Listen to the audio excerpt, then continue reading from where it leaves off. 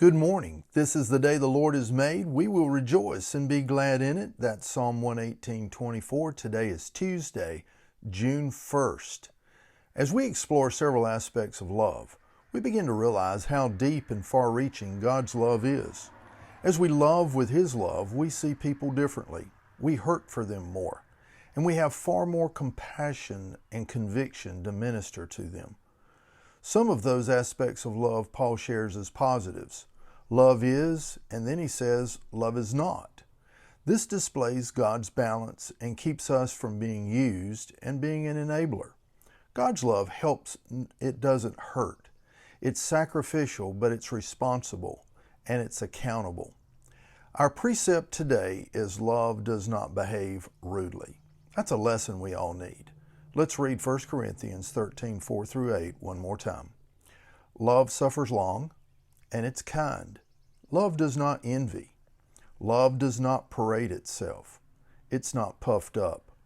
Love does not behave rudely. It does not seek its own, is not provoked, thinks no evil. Love does not rejoice in iniquity, but rejoices in the truth.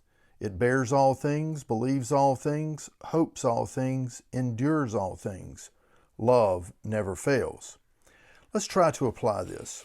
In a world that's lost much decency and manners, a Christian who is polite and considerate is very noticeable. It seems we scream back and forth at one another and the loudest one wins. But is that really true? We lose a part of us when we are rude and unseemly.